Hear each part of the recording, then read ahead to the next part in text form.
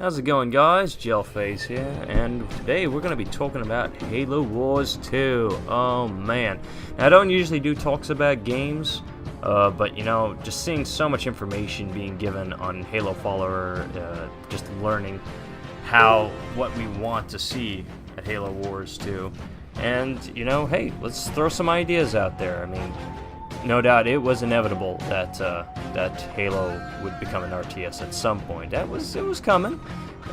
We played plenty of the franchises. We've seen all the vehicles and how much equipment and how many weapons there were. This was an obvious thing that was coming up. And my God, I love the game to death. I was just praying for it after Halo 3. Please make an RTS. Please make an RTS. Look at all this stuff. There's so much strategy in there. And sure enough, they did make it. Unfortunately, it probably didn't pan out quite the way we probably thought of it. And you know what? Maybe it's just me thinking that. But, hey, the game was still dished out pretty good. But no doubt, improvements can be made. And more stuff can be added. And we throw our ideas out there and hope that Creative Assembly and Warhammer listen to us. Because they're the guys that are working on the game. So, hey, we throw pointers out there. Usually some of the pointers I like to start with is probably about, I don't know, yeah, I usually do it in fives, yeah, that's usually a good time. But, yeah, we'll go with the rundown and see what we think that could be done. Now, unfortunately, Halo Wars 1 did not have strategic building. That was a little bit of frowned upon. I mean, yeah, you had to get buildings set up, but you can only set them up in certain areas, which was kind of different. Most RTS games allowed you to pretty much build just about wherever you want, but this did not have that, and I'm sure that probably frowned a few RTS players. We still loved the game to death, but it was a lot more broader, and I'd say, you know, what they could do is, you know, do it how RTSs are designed, you know, build anywhere. You can build anywhere you want, and, you know, that keeps the enemy guessing, and it makes a lot more interesting, especially depending on what kind of maps they might make. And I'll get to that later, but nonetheless, strategic building, you know, you can set up turrets, you can set up cargo spots, you know, keep the supplies running, keep your vehicles buffed, all that stuff. That's what we want to see. You know, keep a steady stream, because you know you got to send your patrols out there. You got to keep an eye on certain areas, and you know, keep the enemy guessing. Don't be just set up on one spot all the time, because that would be too easy, and that's the downside of what Halo Wars 1 had, because it was too obvious where your enemies would be set up. All you have to do is hit these strategic points where you know a building would be, and there you go. Next, ranked units. Now, we did see what was kind of basically ranked units in Halo 1, like if certain units managed to stay alive and they killed a bunch of units over and over, you'd see little stars on their head. And, you know, that basically determined their rank. And quite a few games usually did this too, but there were a few games, and in fact, I think maybe only one almost one game only stood out from the rest. And I think that was Command and Conquer. Unlike most other games, when your units make their kills and they rank up, you can physically actually see a difference in their tactics and their firepower. When they immediately have already ranked up once, they are actually a little bit faster. They run a little bit faster. Their movement speed is definitely increased, and their rate of fire is also sped up a little bit. And then when they reach rank 2, then they're actually a little harder to kill. They got like a heavier armor set, and they can still move just as fast, so that kind of makes a nice physical difference. Things like, you know, the research tree cannot give them. These units have to earn them themselves, and that kind of, you know, changes the strategy on how your enemy would have to fight you. And then finally, when they reach rank 3, then you'd actually see a different rate of color on their fire, and that was really awesome. You know, maybe Creative Assembly can take this from maybe 343, even though Halo 5 is not too bad. Sure, it's got its ups and downs, but I'd say what really grabbed me a lot was the weapons. All these unique variant weapons you see. These were incredible. you can see, like, you know, hey, there's plenty of the original weapons that you always play with, but now each weapon almost has like 2 or 3 different variants. And one is and like the next one's like just has a faster rate of fire and can load faster, and then the other one has got obviously damage boosting and even has like a completely different color set. I mean, each one is very different almost. It has its unique systems, and maybe Creative Assembly could take this and add this to their units, because this could work. I mean, I'm not talking about the Forerunner weapons. I mean, that's probably a whole new talk, especially there, because we don't know if there's going to be Create Demons on Halo Wars 2.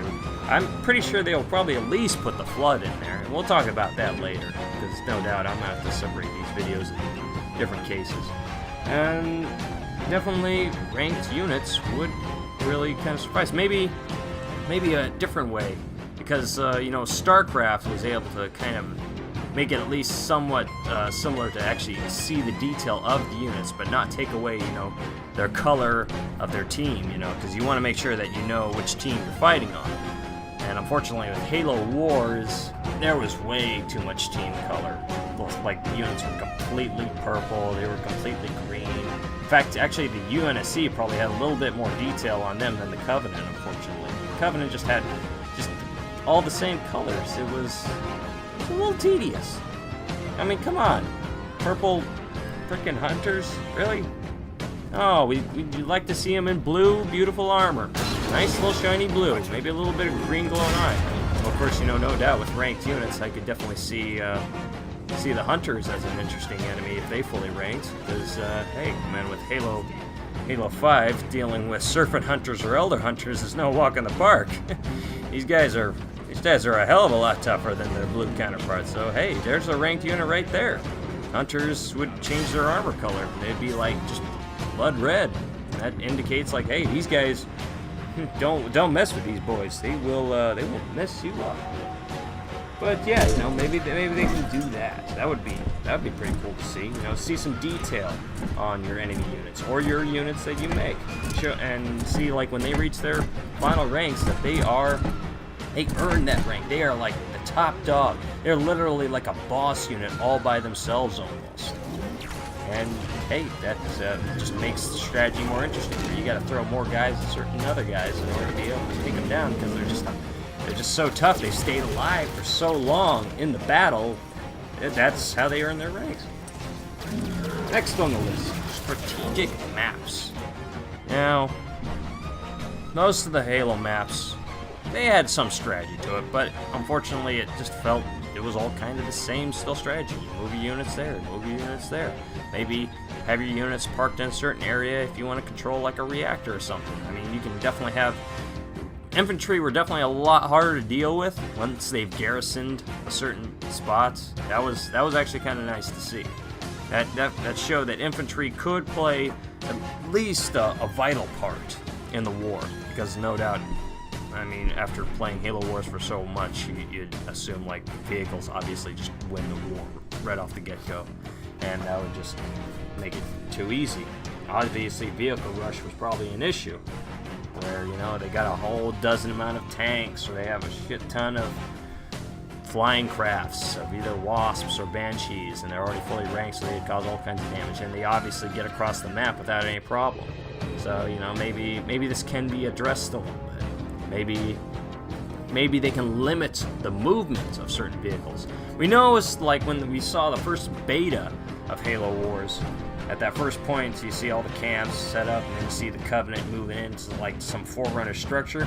Gosh, I wish they had a little bit more of that.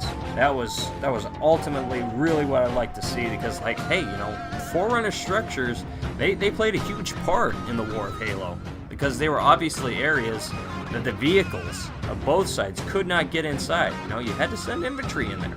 Maybe there was stuff in there, research supplies, or maybe a special node system that you had to take control of and defend, and that would help buff your entire army, or maybe your vehicles, and you had to keep this area defended just to keep that bonus, because obviously your enemies are going to try to hit it. They can't hit it with vehicles, though. They got to send troops in, because obviously a freaking Scorpion tank ain't going to fit through that ton of hole.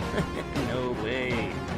it's not gonna work. Maybe you can squeeze a Warthog maybe in there if you're good enough, or maybe even a Ghost. Maybe there's ways they can get maybe just smaller vehicles in. But obviously, like with the much larger vehicles, and especially the flying vehicles, no way they can't do that. Unless there's some sort of weird landing pad in the back door area that I'm not aware of. But actually, that's actually another interesting idea. Alternate routes of getting into the facility. Maybe there's maybe there is a landing pad, and you can get like an aircraft unit in there, or just get one unit over there.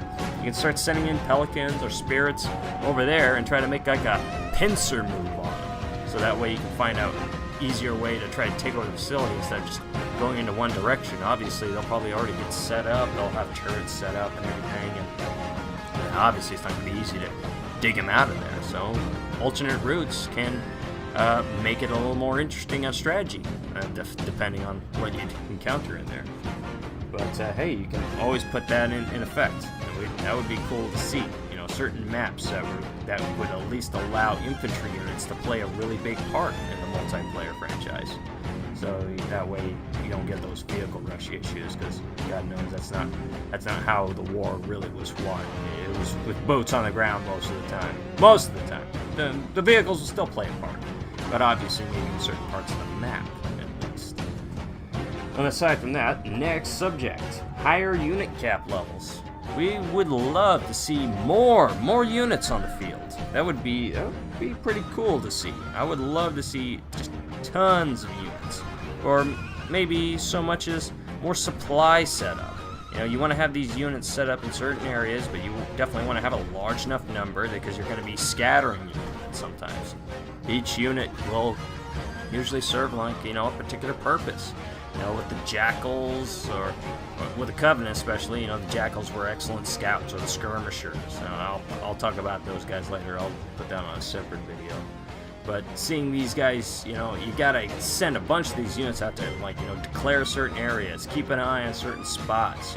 As soon as the enemy starts assaulting any part of the map, then the game is on, and now you know who you're taking on after when you're done dealing with all the neutral units, which I'm sure they'll put plenty of neutral units in, and we'll talk about that later. Nonetheless, I'll put that in a separate video. Next on the list, limited vehicle movements. Now, that was one of the issues, is always getting rushed by tanks or wraiths all the time. It was a bit annoying. Like, how the heck could they get all these vehicles here so fast? And well, maybe there is a way to avoid some of this. Maybe the vehicles have to go through certain barriers that maybe doesn't directly attack them, but slows them down. And that's that was playing a part in almost all the Halo games. You couldn't just put your tank anywhere. You couldn't put your tank in the jungle. Get stuck in the mud. The swamp would freaking suck it up. So maybe alternate routes had to be taken. Pelicans had to pick them up and put them in certain areas where they would be effective, where they could get free movement. Or maybe they were protecting a position that clearly a tank shouldn't be in. But it did make the battle interesting. Like, how the heck did they get a tank up here? Well, hey, answer those questions. You focus on exactly how they got there in the first place. Exploit all your methods. And certainly, with much of the larger vehicles, maybe they're trying to go up a hill. Maybe they're trying to cut through some brush. Maybe they're trying to go through some mud. Or maybe, I don't know, maybe some Forerunner shielding scan was cutting them off, or maybe a phase bridge that wasn't put in properly, and you have to send infantry units to activate it so that way it's up and running. Things like this that can limit the vehicle movement to go towards your base. It can at least give you enough time to defend your area, or send your units to another area to start getting another building place set up. Those kind of things. Trying to limit their speed of getting towards your base just because they are coming. There's a massive wave of tanks or wraiths coming at you, but they got to go through some muck, they got to go through some brush, they got to go through all this crap before they can even get to you. And that stuff slows a vehicle down. It slows them down. In reality, that's how warfare works. The landscape, it can combat against your units depending on what the environment shows on it. Obviously, with thick clouded snow, that can slow tanks down. Heck yeah. just like trying to mow through mud. So maybe Creative Assembly can try to put that on the map, you know? Try to find ways so that way you don't get rushed so fast. Even if the enemies like got already a bunch of freaking vehicles out before you did, they still got to cut through a whole bunch of crap still in order to get to your base. And by that time, maybe you send a bunch of infantry units to kind of collect some data, or maybe get a hold of certain strategic points.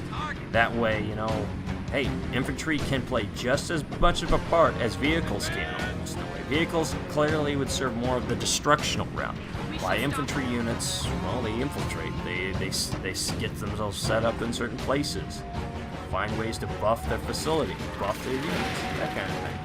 And you know, we throw these ideas out there. Throw them out there, see what Creative Assembly or Warhammer think, you know. That's all I can do.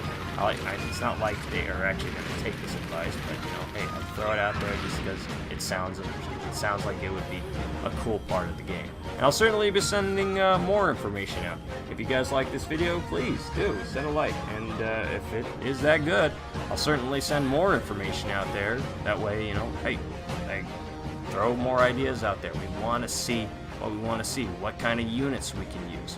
Maybe we want to see all the alien units, all the infantry units. How can they do this? Well, we can try to speak a little bit and, you know, give them ideas. Try to give them easy routes too, because no doubt they are on top of this 24/7. So we gotta, if we want this game to be good, we gotta throw our ideas out there to help them out, help them, let them know what we want.